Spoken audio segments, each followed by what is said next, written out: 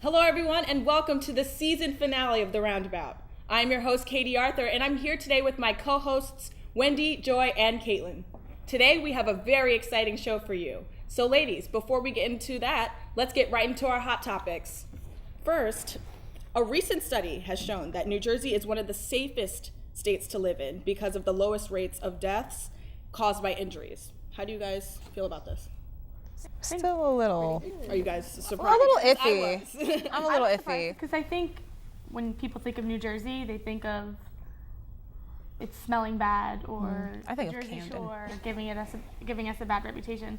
So it's nice to be on a good list.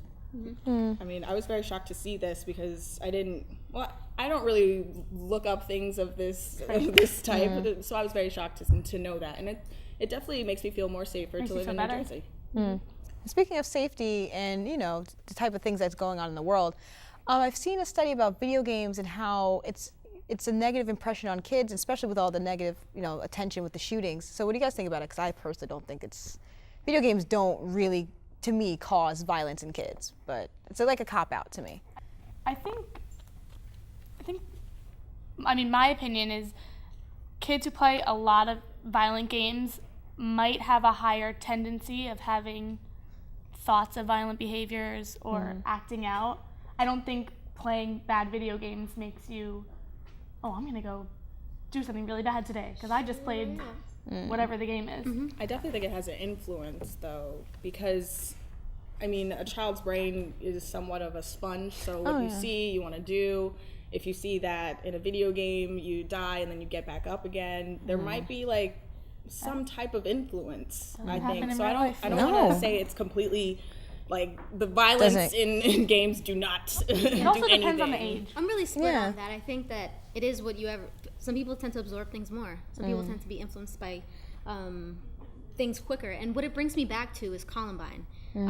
When they were doing studies or kind of case studies of the people who did the shootings, and they realized that they were very into heavy metal and Marilyn Manson. And in that case, the reason why the documentary is called Bowling for Columbine was because the day that the two shooters did that in Columbine, they went bowling. So is there a relation between them bowling or them liking Marilyn Manson? And so, it's like, do certain things influence people? Does Marilyn Manson music influence people, or was it the bowling? You never really know. You don't know. But I don't think it's fair to say, I do agree with it influencing, but I also don't want to put all the blame on games and such. There's very true. plenty of other things that could be going on in the background. People just need to be aware about what their kids are doing. Exactly. Sometimes kids, there's no reason why they should know about these guns or all that stuff. They learn it from the video games. So I think there's a 50-50, Okay. Well, next topic. Okay, so celebrities, arrests, and DUIs. Now, there's a lot of talk about whether or not celebrities are role models or influences, and them getting DUIs. Recently, Reese Witherspoon was arrested with the DUI, and when she was, arrested, she said, "Do you know who I am?" And so that stuck with a lot of people, saying her message was that I'm Reese Witherspoon. I don't know, maybe she was too drunk and she didn't realize that she even said that. But The police officer even said to her, I don't care. exactly. Yeah. It's for me. I wouldn't say I look up to somebody where they could disappoint me to that degree. But people are people. People make mistakes, and I'm not saying it's fine they got a DUI, but I don't see how they're different from any human being. They're not. I think it's wrong for us to judge them as a person, to say that they can't make mistakes because they are a celebrity. But I also think for her to go out there and think that she has priority Star over getting power. arrested is wrong to me. Because you came in this world not as a celebrity, you came in as a normal, regular human being like, you and I. So you can't just say, well, do you know who I am? Well, really, you're on the same basis. It's just that you did a lot of movies, or you did a lot more than I have. Good point. Exactly. Yeah, and I don't think she got a DUI on purpose. No. You went and you decided to drive drunk, but I don't think she's like, all right, guys, your turn. It was her husband driving. Okay. She got belligerent and started screaming at the She car. was like, You know what I am? yeah, The cop was like, yeah. Good. Next topic. okay, so I saw some crazy outfits today on campus. Oh. What do you girls think is the appropriate attire to wear on a college campus? Attire period. I think. Yeah, just clothes. As it gets hotter and the degrees start rising and all that, people just feel like they just getting shorter lose it. and Yeah. Oh, they're losing it. Losing fabrics. It's not for me to say who wears what. If it's your expression to wear whatever to wear your it means, thong. yeah. in class during the lecture. I just don't want to be. Just don't distract people. Like, it's enough going on where everyone's wearing certain things, but just I mean, keep it Some people like regular. that, though. you're at a university to get your education to what? Make money and all that stuff. Like, come on. You know, just. If you can get it that. past your Represent parents, then all yourself. right. If your I mean- parents, come on. I did. Well, I don't know. Well, Some parents could care less. oh, that's mom- terrible. She tells me like it is. Yeah, Tells me how it is. something. Good stuff. Earlier this week, our own field reporter and producer, Chelsea Vittorio, went around campus to find out what students thought about appropriate school attire and what's trending in spring fashion. Also, we're going to give you a sneak peek into the Mercedes-Benz Fashion Week in New York City. Stay tuned here on The Roundabout. Hi, I'm Rosie Greer. As a former NFL player, I know the value of teamwork. That's why I'm here with my friend and prostate cancer survivor, Charlie Wilson. Each year, more than 32,000 die from prostate cancer. African American men are 60% more likely to be diagnosed with the disease and more than twice as likely to die from it. Caught early, this cancer is highly treatable. If you're over 40, man up. Speak to your doctor about your prostate health. The Prostate Cancer Foundation is leading the way in discovering better treatments and cures. Together, we can take aim against prostate cancer. Welcome back to The Roundabout. Let's take a look at what students here at William Patterson University think is trending in spring fashion and what is appropriate attire for school. Thanks, Katie. Yeah, we're here on campus at William Patterson University asking students what they think is appropriate attire to wear to school, as well as what trends they're looking forward to wearing this spring. Let's find out. Show some fashion side to them. If it's the springtime, take out the shorts. Take out the short sleeves, the guinea tees, the jerseys. For guys, I think pretty much anything can go right now. I guess definitely I'm looking forward to embracing color again, being out of the winter rut and wearing color like I'm wearing today, lots of bright stuff, maybe some neon, but definitely a lot of color and to embrace that happiness and lighter clothes, lighter fabrics. Tank tops, shorts, capris, if the shorts are too short, Yeah, then nothing it's a too little. low cut. Too low cut is not attractive, I think. Sandals and socks are fine. I don't mind it. Just do something. Make sure your foot looks pleasing. This spring I'm looking forward to a lot of florals, a lot of floor-length skirts, a lot of like flowy things, and prints, I think. I think I'm gonna look for some prints. I love wearing Sperry's. I know I love my Uggs, but I like when it's time to put them away. What's in right now is a lot of denim, like denim jackets are coming back, denim vests, denim on denim, pretty much. So for the spring I know that's a lot of, again and again, pastel color, light color, a lot of purple and pink. Well, that's it for today. Now that we've heard from students here on campus, let's go back to you ladies in the studio. Well, now that we've heard from our students on campus, let's talk about some fashion trends that you ladies like for spring.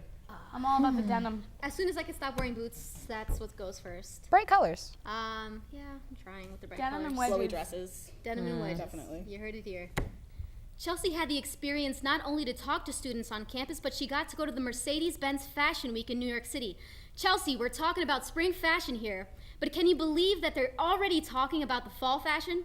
Hey ladies, yeah Wendy, it's crazy that we're already seeing fall fashion here at the Mercedes-Benz Fashion Show in New York City. There's a lot of photographers here, a lot of media attention on this event because it only happens twice a year.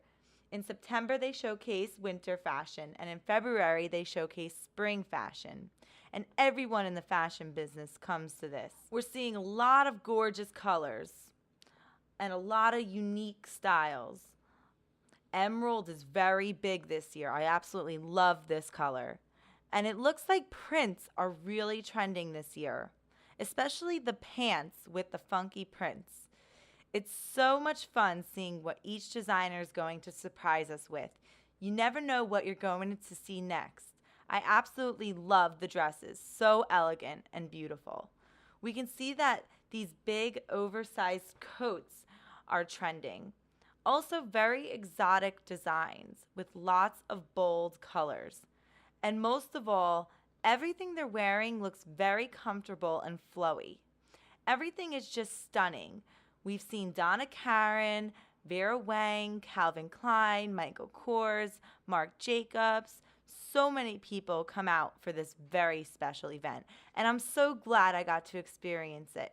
I can't wait for next year. Well, ladies, I hope you've enjoyed this little sneak peek into the Mercedes-Benz fashion show. Now back to the studio. Now, when we come back, we'll be sitting down with Steve Marinaro, the salon guy who recently went to the Oscars. Trust me, you don't want to miss this.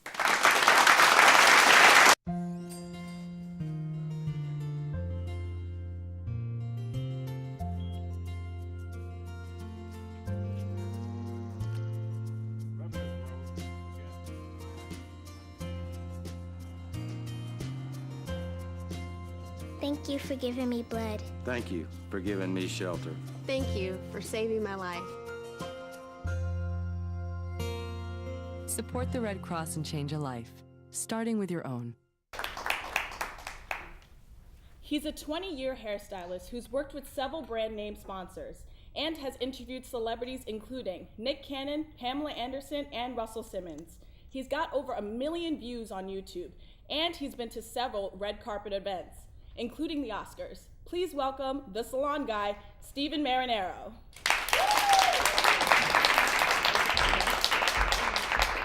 Hey. Thanks for having me. Thank you So for glad to being have here. you today. So we know that you've done a lot in your career. Yes. You've covered some big fashion events and met so many people. But how did you build up to this brand called The Salon Guy? Well, it's interesting. It's a really good question. I've been in the industry 20 years as a hairstylist, and it's taken me that long to understand what the business was about. I've worked for 2 of the largest companies, and there was a small part of me that said, I'm getting a little tired of working in a salon, and what can I do to take things to the next level? And I said, I want to become more of like a media guy. So, I said, I put down a video camera in front of myself, and I started recording videos of myself to motivate people in the salon industry, which is interesting. Who wants to look at me for hours and hours? But, I went from interviewing myself to motivate people in the industry, because when I worked for these huge companies in the beauty industry, I was sharing information with people, I was teaching them. So I love communicating with people. So I said, what do I do to kind of take things to the next level, but still in the same industry? So that's when I started make myself into a brand. And I said, the salon guy. I mean, I know salons. It's kind of like the pool guy, it's like he, whatever, like he's a salon guy, And that's how it happened. And I started going out there and making connections, and slowly but surely, people started recognizing my brand name, and it was a long hustle, and it's taken me 3 years to get to this point. But that's pretty much how it all started, was just, a lot of hustle and passion and grind. And that's the thing about building a brand. It's all about what you put into it is what you get out of it. So. When you talk about hustle and grind, you're signed to one of the largest YouTube networks, Broadband TV. What sets you apart from other people trying to do what you're doing? Well, besides my good looks and personality. Of course. No, I think it's every person who has a YouTube channel, it's interesting because it's what they put into it. It's what they want the audience to get out of, the message, So I do hair tutorials, I'll do comedy spoofs, I'll do motivational things, red carpet events, interviews with celebrities. I think what makes me unique is my content, and people are going to YouTube looking for unique content, and that's what's important. So I think I have such a broad range of content, that's what people keep coming back to see my videos and who knows what I'm gonna do, One day it's a comedy spoof, the next day I'm interviewing a celebrity, and people are like, this guy's all over the place, but I've like name out there. Yeah, I mean, you mentioned I broke a million views, and that was a huge deal for me. It was pretty exciting. I mean, some people get 1 million views off one video. You can be a baby eating something and get 1 million views, But, so I mean, it's been a long process, but consistency is the key.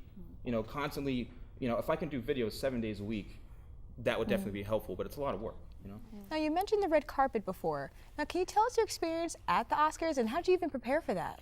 I call it my journey to the Oscars, because not anyone can just go. No.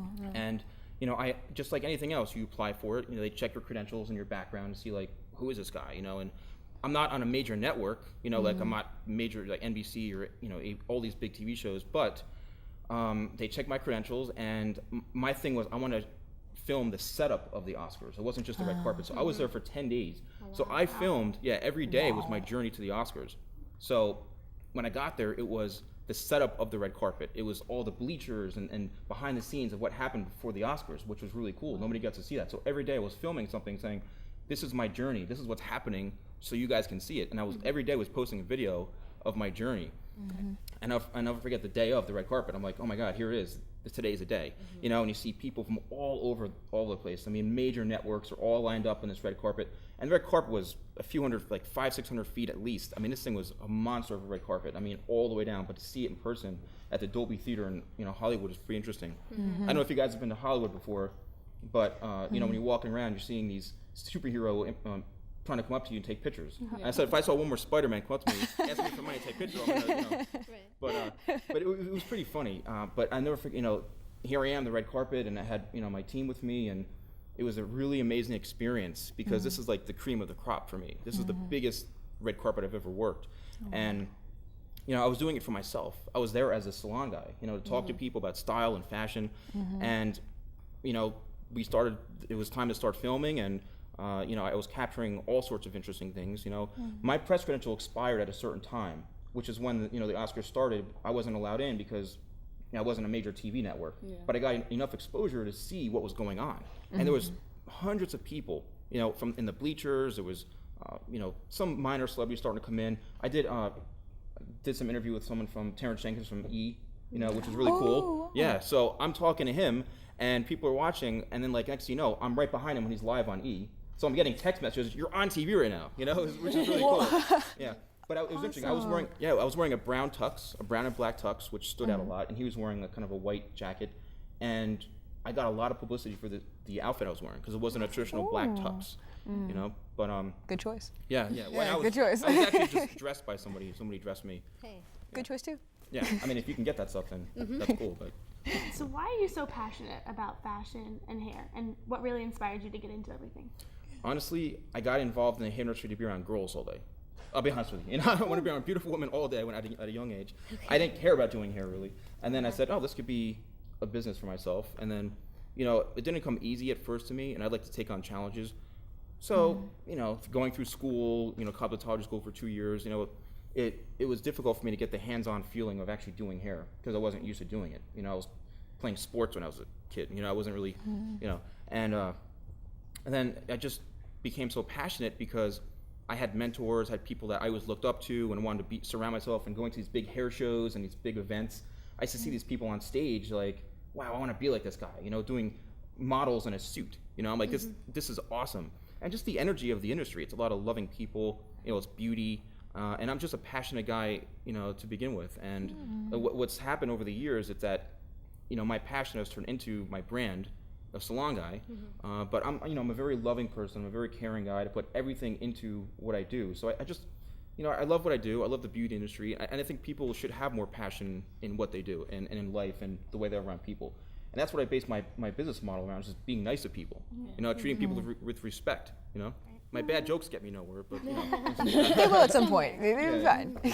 Well, the salon guy is known for doing hair demos on YouTube. But today he's going to do a demo for us right here on our show in the studio. Don't go away. We'll be right back with the salon guy. America is turning over a new leaf. The SmartWay leaf from the U.S. Environmental Protection Agency. The SmartWay leaf will help you identify environmentally friendlier cars and trucks that can save you money. These vehicles are certified to be more fuel efficient and produce fewer greenhouse gases. And look for renewable fuels to improve our energy independence. Follow the leaf to epa.gov/smartway. Welcome back to The Roundabout. We're here with the salon guy, Steven Marinero. Now, over the break, we were talking about how girls have trouble curling their hair, and they do a lot of damage to their hair if they're not properly curling it. So, Steven, you're going to show us a couple of techniques. Yes. And we also have our wonderful producer, Chelsea, here with us to be a sit-in for us. Which means I have to do an extra good job. No pressure. So we all know that famous video of the girl who burnt her hair off. A lot of girls damage their hair when they're curling their hair. What is the best way? Well, I'm also a prime example of burning my hair off too. I tried it on myself and look what happened to me. But no, you're right. Actually, a few key things when you're using hot tools. You want to make sure your hair is completely dry. Sometimes people take blow dryers or irons to their hair when it's wet, and that could be a serious issue too. Also, if your hair is completely fried to begin with, like over-processed, heavily bleached, you got to be careful because the heat is so hot. You're talking, over 400 degrees can really burn your hair right off. So I think that's what happened in her case. Okay. So I would suggest a few things. When you're, dry your hair first after you wash it, and blow dry it, almost as smooth as you can. Because if you can eliminate the frizz as quick as possible, that's also, you're off to a good start. It takes time to do that, but you want to make sure you're using good products to do that. I've been using the Melania hair care, which is incredible. The smoothest, silkiest hair I've ever seen in my 20 years as a hairstylist. MelaniaHairCare.com. It's incredible. There's 3 products. You always want to use something when the hair is wet. Okay, put something in when the hair is wet because that's going to be your styling tool. It's going to prevent frizz. Those things are going to help show in the end result. Once you dry your hair, then I always suggest using a thermoprotecting spray, which is kind of like adding sunscreen to your skin if you're going out sunbathing or something like that.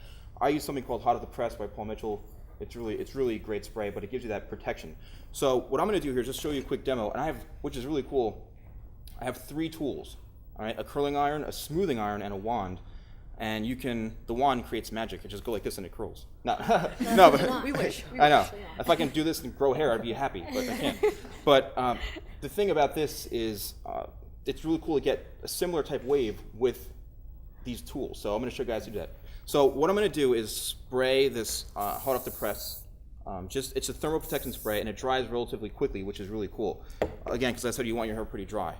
When you're doing it, you can do it section by section. You can spray on the whole head. Either way, it's really up to you. So she's got relatively long hair, but any length hair this will work on. So as you can see, this is a smoothing iron. Most people think with smoothing iron is to smooth hair, right? Do you guys think that before? Well, yeah. Yeah.